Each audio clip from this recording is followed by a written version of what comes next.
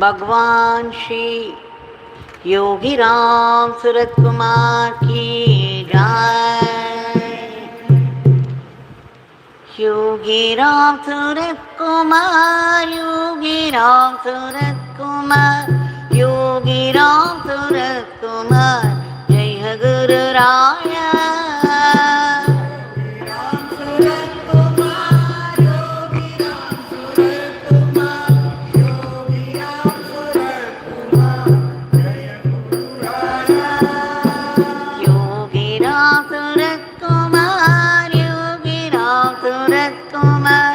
योगी राम सूरत कुमार, जय गुरु राया।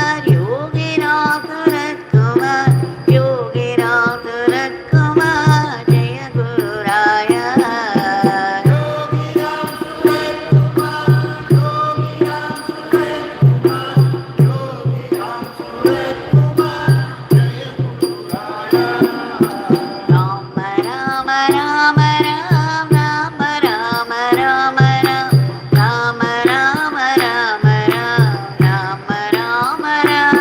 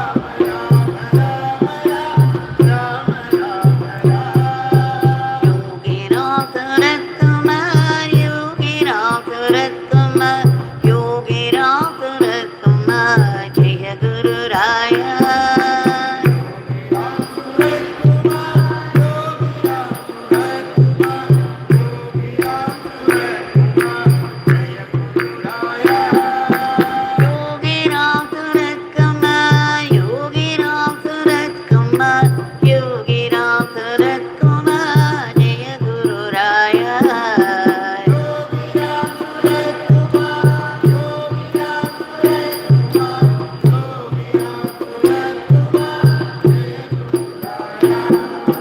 राम राम राम राम राम राम राम राम राम राम राम राम राम राम राम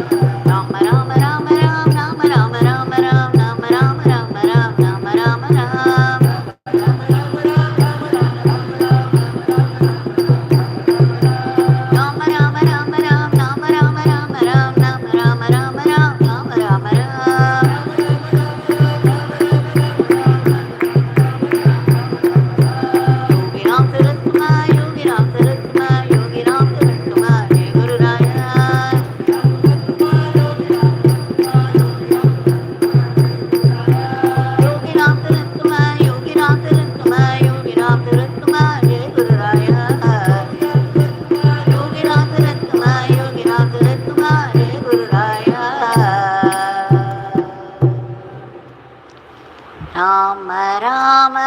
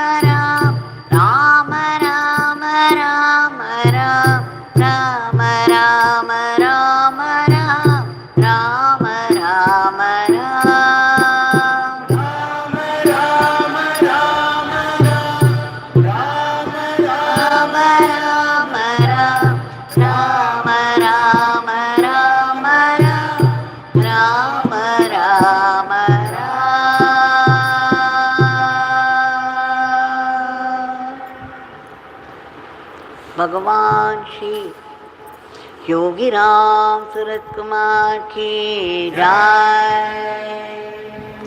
सर्वं Yogi Ram Surat कुमारार्पणमस्तु।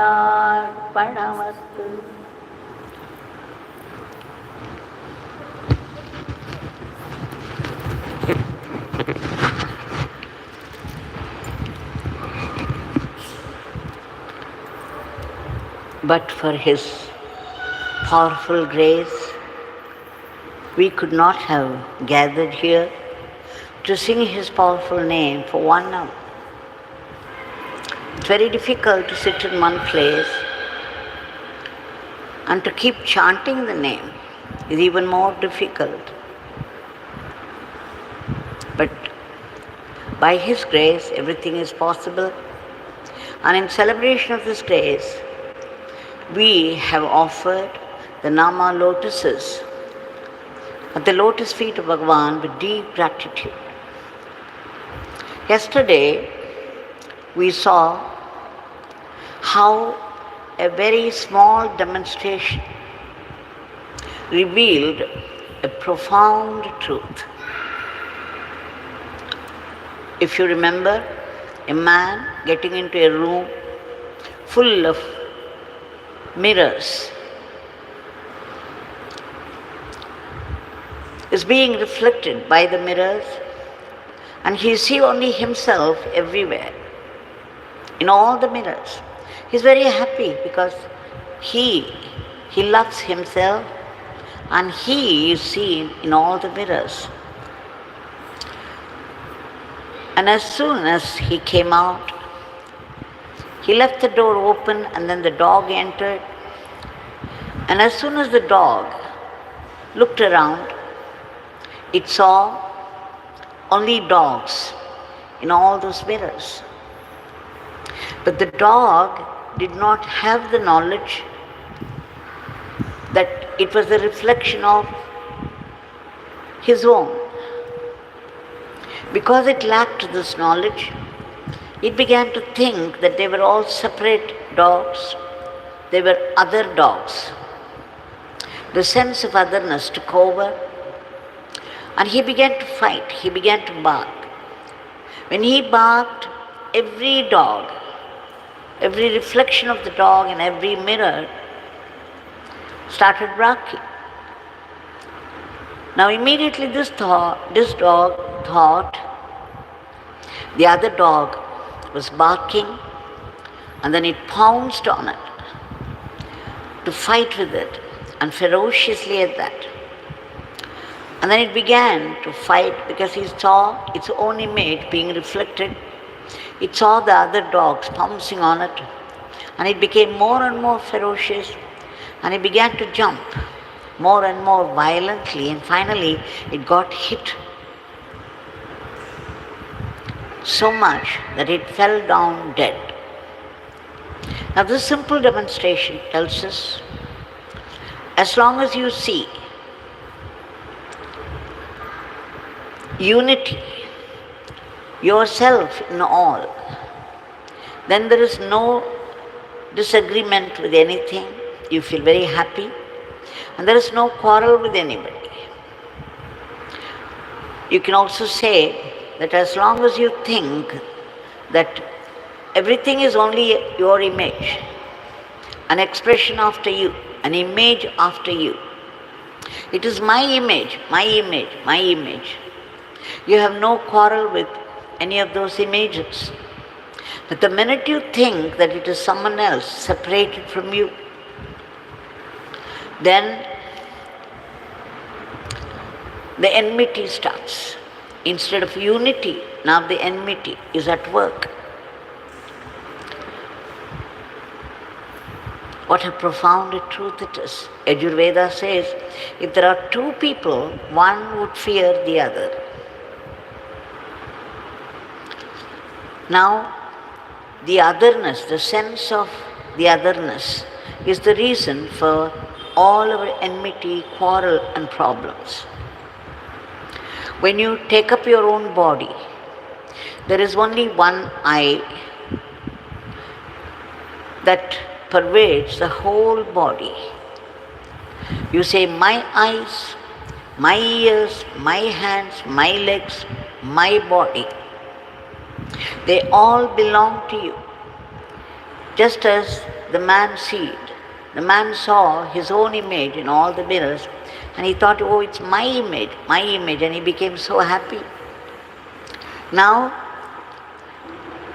they are my eyes, so my eyes do not get jealous of my legs. My eyes cannot do only the function of seeing. The legs can do only the function of walking. So the hands cannot get jealous of the legs, nor can the legs get jealous of the eyes. They are all perfect in their place and in their functioning. So it's only one eye that pervades the whole body. So the whole body works in harmony. An example, a mosquito bites you somewhere. Immediately, the eye feels the pain and the hand goes to the spot. The whole body adjusts itself. Suppose the mosquito bites you on the back.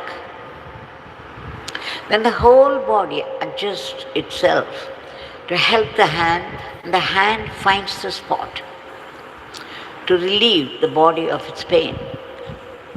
Now there is only unity and harmony among the varied parts of the body. Now the whole cosmos is pervaded by one eye, the capital I. It is the eye of the Ishvara, the eye of the Ishwari, the one total mind. And so, everything in the cosmos, including the cosmos, belongs to the Ishvara or the Ishwari. So as far as the Ishvara is concerned, everything is he himself if he looks upon the spirit of the creatures of the cosmos, or everything is his if he looks upon the creatures as separate from him. They are his, either it is he or his. Now this one capital I is the I of the Ishvara, and the small I is the I of the individual, and this small I must become the capital I. For in truth, every creature has inside the indwelling God, Antaryami, Chaitanya, the pure awareness, the pure consciousness. And your every breath is rooted in this consciousness. And it's because of the presence of this Antaryami, this awareness, the ultimate, total God. Your very breath is sustained. And it's because of your breath, your brain works, your eyes see, your ears hear, your body works. But then this is individual I, the Chaitanya within has put this small I, the Maya I, the ego I, which identifies itself with this one body alone. This is my body. Someone else sitting near you is someone else. It is his body or her body. So you see the division enters. Now this small I must get rid of this Maya I, the ego I, the identification of the body, and merge with the capital I, the I of the Ishvara, the Chaitanya within all of us. How do we do it? Our Bhagwan has prescribed his name, Yogi Ram Sarat Kumar. Our job is to obey the Guru and follow his teaching. He says remembering God is the goal of life. And remembering the name is remembering God. And remembering God is living in God. So it's only when you remember God you truly live, because then only you serve the purpose of life. The times you forget God, you are dead. Even though you carry a body that's breathing, there is absence of remembrance of God. You are not serving the purpose of life. So what's the use of this body? What is the use of this life? So this powerful, gracious name of God would take us slowly from the identification with the individual body to the identification with the whole cosmos. From the I of the individual, it will go to the capital I of the divine. And finally, the small I merges with the capital I, the I of Ishvara. Now the name, the divine name has the power, all the power to transform us gradually to the state of the indweller, divine, the Chaitanya. As you continue to chant the name, the mind, which is the representative of the ego. In fact, ego is the mind is the ego. And the mind is nothing but a bundle of thoughts. As you keep on chanting and chanting and chanting the divine name, slowly your every thought is replaced by the name. And then the mind will concentrate on one thought, the thought of the divine, the name of the divine. Then the name of the divine, the power of the divine will pervade your whole body, and this sense of small I, the individual limited I consciousness, expands and expands and expands to become the capital I of the Ishvara, the consciousness of the whole cosmos.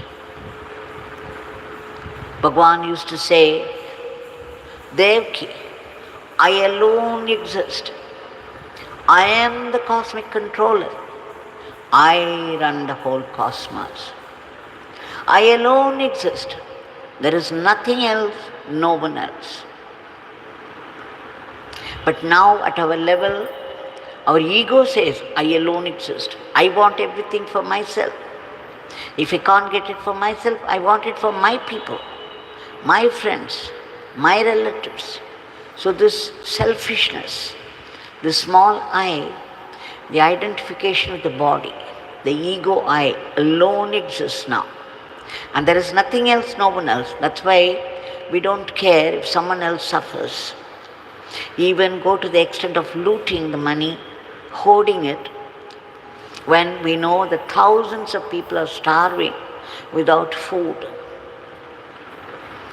And we do. We get into violence. We kill people without thinking. We indulge in violence because we are now busy with our small I, the ego I, and the ego I says, I alone exist. There is nothing else, no one else. But it should turn into the Ishvara I and say that I have become the whole cosmos. I am the whole creation. So the Nama is a very powerful, efficacious, effective pathway to the merger with God. Now, a sadhak went to a Mahatma and asked, how do I convert the small I, identification with the body, into Ishvara? How do I become one with Ishvara? Then the Mahatma narrated the story. This is one of the stories as told by Papa Ramdas and as read out to Bhagavan Yogiram Sarat Kumar. Now the story says there was this man, a very greedy fellow. He owned a vast property, many fields, but he was utterly selfish. And he found employing the people to do the work in the fields, to do harvesting, or to build a building, or to lay a road. It was getting very delayed, and he had to pay those people. So he decided he would have a devil under his control and get everything done through that. So he took up the mantra, the appropriate mantra for that. And there are such mantras. He took up one of them and began to chant. And soon he attained his fulfillment in that. A devil appeared before him. And the devil said, look, I will be your servant. I am under your control. But there is one condition. You must keep on giving me the work. Otherwise, I will devour you.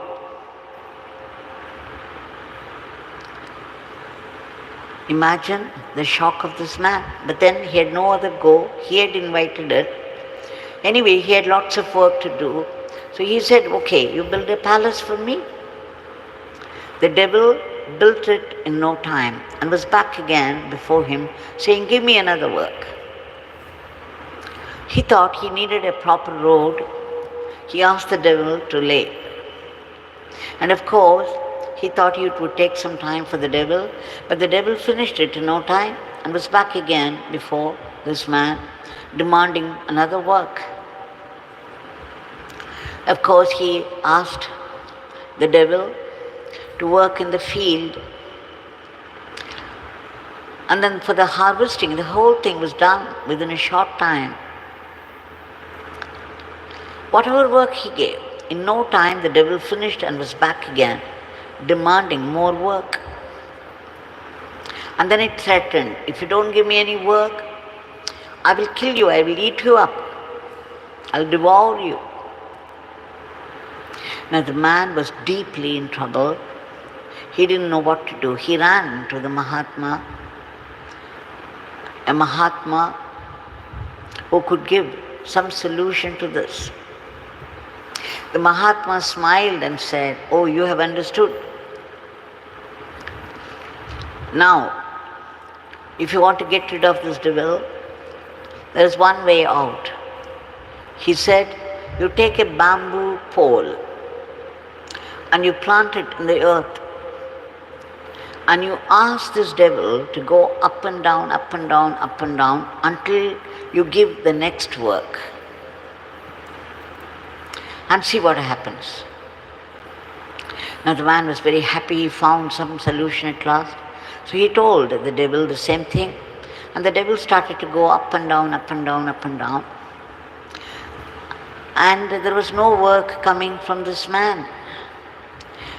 Finally, after days, the devil got tired and bored, and it ran away. Papa Ramdas says, your ego is the devil. The bamboo pole is the divine name. Now you ask the mind, which is nothing but an expression of your ego, your identification with this little body, your selfishness. Now you keep on chanting. Give the work to the mind that it should keep on chanting the name, just as the devil was going up and down, up and down, up and down all right. So as the ego started to chant the name, and it would keep on chanting and chanting and chanting, one day the ego would get bored and it would run away. This is what Papa Ramdas says, or it could be seen this way, that as you continue to chant again and again, the power, the grace of the Nama will devour your mind, and every thought of your mind will be replaced by the Nama.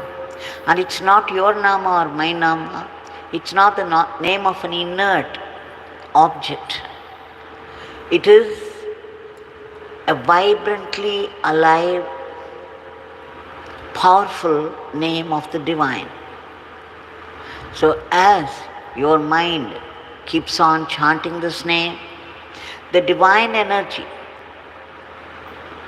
the Nama is Nami himself. So the minute you call out the name, or Bhagavan says, the Nami is instantly present. So the Antaryami, which was only a witness consciousness until then, was merely witnessing and not participating in your life at all. Even when you committed mistakes, it did not participate, did not prevent you from doing it. It was a mere witness. Now the minute you begin to call the name and worship the form, the witness consciousness becomes your personal God and begins to participate in your life. Our Bhagavan is looking into our mind. The minute you start chanting the name, he comes alive in you, and he's looking into your mind, and he knows all the thoughts there, all the problems, all the prayers. And he would do the needful the right time. You may have to wait for some time, sometimes, or it may happen immediately, or he may remove it altogether in an instant. It's left to him, his will to do. Bhagavan often said, God knows what to do and when to do and how to do. Leave it to him. Our job is only to chant the name and pray for what we want. And Bhagavan would do it if it's good for us. And he would do it in his own time, in his own way. You cannot dictate terms to God. Your eye is a small eye, a powerless, helpless eye. Now we should offer our today's prayer at the lotus feet of Bhagavan. Bhagavan, we beg you again and again, and a million times for your immediate divine intervention to bring forth a dharmic normalcy to today's world, which is full of violence. There is lack of harmony, order, and discipline everywhere. There is so much enmity and growing enmity at that. And people live any way they like and create a philosophy to suit themselves, to justify what they are doing. And there is already the war going on between the two countries with its disastrous, devastating results. And there's again the sudden appearance of diseases, some of them killer ones. And again, the violence of nature. We hear about the flash floods, forest fire, and the earthquakes. We beg you, Bhagwan, to stop this war between the two countries and allow peace to be prevalent. We beg you again to bring in peace, harmony, order, and discipline into the lives of people, and growing friendship and mutual help. And Bhagwan, we beg you again to keep those diseases and the violence of nature under control. We beg you again to uproot all the asuric thoughts, the negativities of the human mind which are responsible for today's violence in the world. We also beg you to reach out to those people who have been stranded in varied parts of the world for some reason or the other. It is the past bad karma, and people may belong to different countries, speak different languages, and of different religions. But then they are in great agony, unable to find help or protection. We beg you again and again to reach out to them and to do the needful. We also beg you to protect all the unselfish people who have been doing hard work for the welfare of others from unworthy, unhealthy criticisms from people who are jealous and the aspersion. Bhagwan, we beg you again and again to promote the economy of the country and its growth in varied fields of activity so that India would reach that high status of world teacher to conduct the whole world in the path of dharma, as predicted by the great masters already. We also pray to you in all intensity and earnestness and sincerity for joyful and continuous, ceaseless chanting of your name, your powerful name, and unbroken remembrance of your leelas and teachings, so that we could assimilate and make them into our Atma Shakti. We beg you again to bless us all to be sattvic instruments in your hands and not be rakshasic elements. Bhagwan, please bless us to run our everyday life as an offering to you and not be caught by the temptations of Maya. We also want to reach that state, that ultimate state of being, the ultimate state of bliss and peace. But then our mind is like a forest of desires, dense and spread out, and because of which there is so much fear, anger, jealousy, passion, and sorrow turning into depression, and growing desires for worldly possessions. You have said the name of the divine is most powerful, and it's a very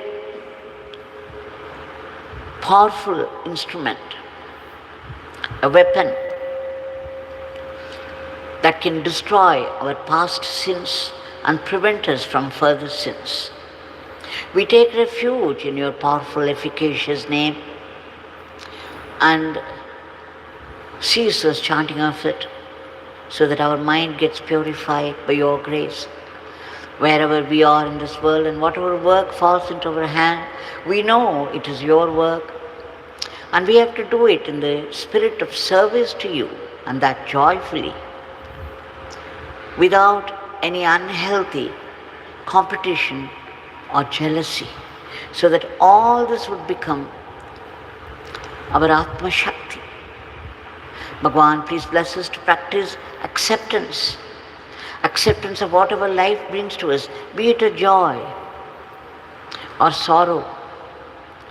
They, coming from you, can only be a great blessing to all of us. For it's meant to be at once a punishment for our past bad karma and a blessing in disguise.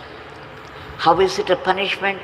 We go through the same suffering that we have given to somebody in our previous birth or previous other births. Every word that you utter, be it good or bad, you have to pay back. The karmas will get even with you. So when you are all of a sudden struck by a bad karma, we know life changes upside down. We collapse, and whatever we say goes wrong, whatever we do fails miserably. And we begin to blame every other person for our own failures. And we try to escape from the burden of guilt. And we also resent God, feeling that He has let us down.